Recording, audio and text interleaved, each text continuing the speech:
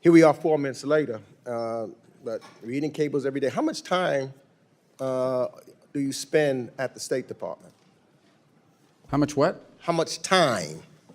Do I spend focused at the State Department? almost every day if I'm in the country. I travel a lot. It's part of the job. I agree. I understand. But now you have 4 jobs, don't you? Now you're not only the Secretary of State, you are also the acting USAID administrator. You're also the acting archivist. You're also the interim national security advisor. You cannot spend every day at the State Department and then neglect your other jobs that you have the responsibility to do. So how much time do you spend at the other jobs if you spend every day at the State Department? Well, now you know I can't offer you 8 hours today to answer every question on this committee, which you were complaining about earlier. Look, here's the thing. All those jobs are being done. USAID largely has been folded into the... Do you want my answer? Do you want to... No, I just want to know this. Did you anticipate or did you want, when you were sworn in, to be the secretary? Marco Rubio just turned a routine congressional hearing into a demolition job. Congressman Meeks tried hammering Rubio over USAID, government restructuring, and holding multiple roles at once, but Rubio fired back with a brutal question. If these agencies are all doing the same thing, why are taxpayers funding the entire bureaucracy? And just like that, the hearing went from oversight to full-blown political damage control. At this point, Washington has so many overlapping agencies, even the agencies need GPS to find each other. Hit like, subscribe to Congress Showdown, and let's get into it. Secretary of State, do you want to have the jobs of USAID administrator? No, I did not apply for those jobs. I was asked to serve in those roles, and I'm happy to do it. The archives are doing great. The USAID has been folded under state, so it's a sort of a duplicative role. And the National Security Advisor, which is on an interim basis, has tremendous overlap with what we're doing at the State Department. Well, then why not get rid of all of them and just put everything under you? Get rid of all those departments. If it's not crucial to have someone every day at the as a National Security Advisor, you folded in USAID, you saying the archives is fine, get rid of them. Wouldn't that be then waste? Based upon how you have determined there's waste, based upon your testimony earlier, and some of these other departments, they were duplicative. So if it's duplicative, then get rid of them. Well, you would have to pass a law to do that if you want to combine those 4 offices in your reorg. Well, look, that hasn't stopped you in the past because the law requires you to consult with Congress on any proposed reorganization of USAID or the State Department. That hasn't happened. I agree. It should be the Congress's responsibility. Your staff claimed, quote, that you've extensively consulted Congress on your plan to fold USAID into state. But that did not happen. All we members have gotten was 1 hour of a meeting with Pete Morocco, who you later fired and who couldn't answer our most basic questions about the aid freeze. And you've ignored thus far. That's why I want to know about you've ignored nearly 20 letters from this committee seeking information about who, since you took office, as well as,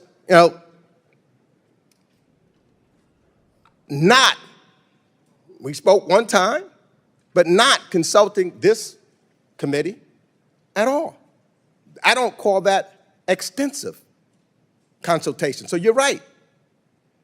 Things that you've done should be in collaboration with the United States Congress. But surely the USAID and all of these other things was not, Congress was not consulted one time. Senator Rubio would have demanded it. Well, we've complied with every part of the law. Every single part of the law has been complied with, including, you, for example, have written us 16 letters. You've been briefed on 7 of them. Some of them we couldn't answer, and we told you why we couldn't answer, because they were subject to litigation. 4, you've gotten answers in writing, and 5 we've gotten just in the last few days. Well, 16 letters. I've been there 17 weeks. You write me a letter a week. I'm going to yield my last. Where for the first time since the end of the Cold War, the United States had a near-peer competitor and adversary in the state of China. And we need to confront that. And our foreign policy needs to be geared around that and on the realities of this new world. And so what that means is we have to have a State Department that can deliver on a foreign policy that is rooted in the national interest of the United States, To defend the national interest of the United States requires us, number one, to make sure that every dollar we spend and every action we take has to have measurable outcomes that deliver for the American people. They have to either make our country safer, or they have to make our country stronger, or they have to help make our country more prosperous. It has to do at least one of those three things. And ideally, whether it's a program or a measure that we take, it should do all three of them. Now, what that means is that there are some great causes in the world. There really are. There are some great causes. There are some horrifying things that are happening on the planet. America cannot solve every single one of them. What we need to focus on is prioritizing our foreign policy to those areas that are in our national interest. Now, we will still remain the largest contributor of foreign aid and humanitarian assistance on this planet by far. The United States, even under the budget that's before you today, and the changes we have made, will still contribute more in foreign aid than the next 10 countries combined, than the entire OECD. The next closest country is not China, it's Germany, and it's way behind us, even now. But that foreign aid has to be geared towards our national interests. We need to design a State Department that delivers on that. Yes, we canceled a bunch of contracts in USAID. Some were stupid and outrageous, others didn't serve the national interest, and others we kept. And we are folding it under the Department of State. And you know why? Because we want it to be part of the toolbox of foreign policy, not a standalone. It is not charity. Foreign aid is not charity. It is designed to further the national interest of the United States. So we will do humanitarian assistance. We will do food assistance. We will do developmental assistance. And we will do security assistance. But we will do it driven by our embassies and our regional bureaus. Because what those issues mean look very different in Guatemala than they may in Chad or in Kenya or in some other part of the world in the Indo-Pacific. And so one of the things that we have tried to do in our reorganization is drive power and influence on policymaking and decision-making to the regional bureaus and ultimately to our embassies. Our embassies, our ambassadors, are the front line of American foreign policy. The most important thing I do every single day is not read memos, it's read cables. Every night I get 10, 15 select cables from stations around the world, different embassies. The best ideas in that building come from the ground up from our embassies. Now, I want to tell you something else. Look, I did serve in the Senate for a long time, so this is a new job to me. When I got there, I'd get a memo. I still get these memos. I should have brought one today.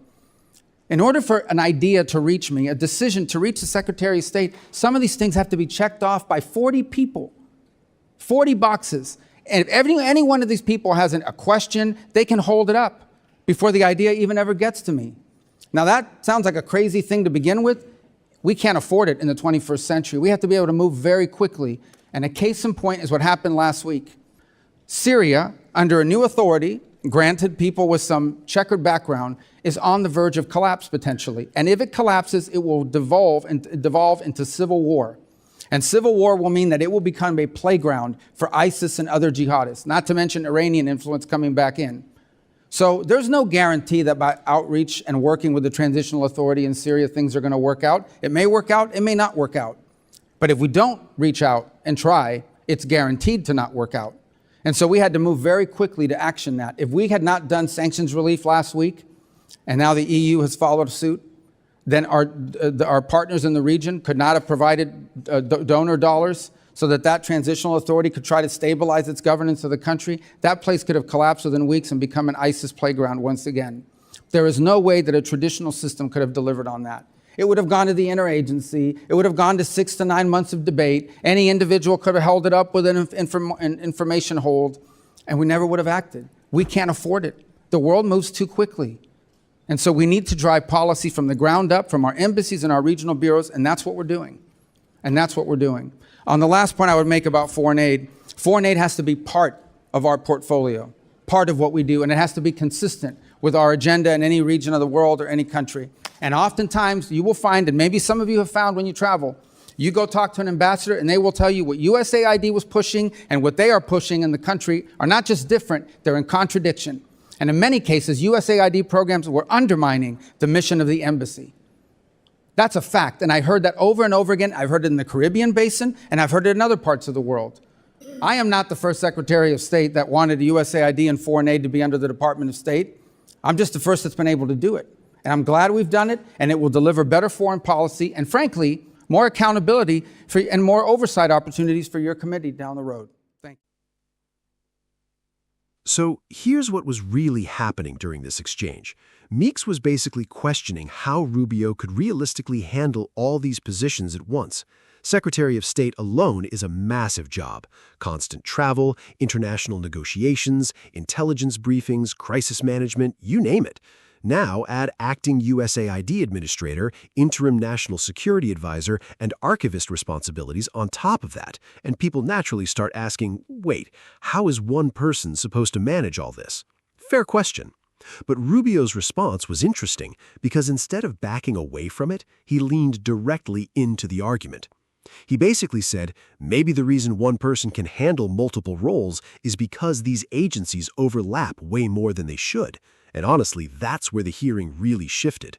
Because Rubio wasn't just defending himself, he was questioning the entire structure of the bureaucracy. He argued that USAID had become too disconnected from the State Department and from overall American foreign policy goals. In his view, foreign aid shouldn't operate like its own independent political universe. It should support America's national interests first.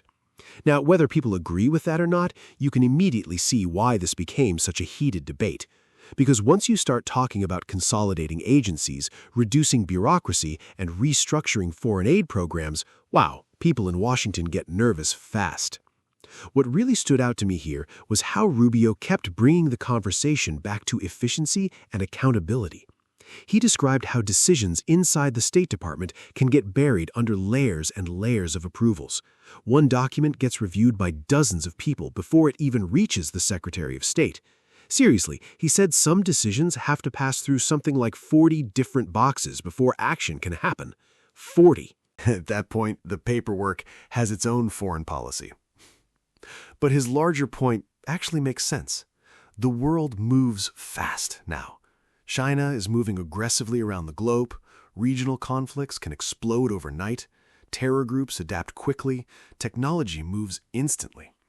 Meanwhile, Washington sometimes reacts like it still has 6 months to schedule a committee discussion about forming a subcommittee. And that's why Rubio brought up Syria. He argued the administration had to move quickly with sanctions relief and diplomatic engagement because Syria was close to falling into deeper chaos again. According to him, if the government had waited through the normal bureaucratic process, the country could have collapsed further and created another opening for ISIS and Iranian influence. Now, obviously, people can debate the specifics of Syria policy. That's fair. But the broader argument Rubio was making was this: slow bureaucracy can become dangerous in a fast-moving world. And honestly, a lot of Americans watching probably understood exactly what he meant, because everybody has experienced some version of this problem. You call a government office, get transferred 6 times, fill out 3 forms, wait 2 months, and then somebody tells you they sent the paperwork to the wrong department.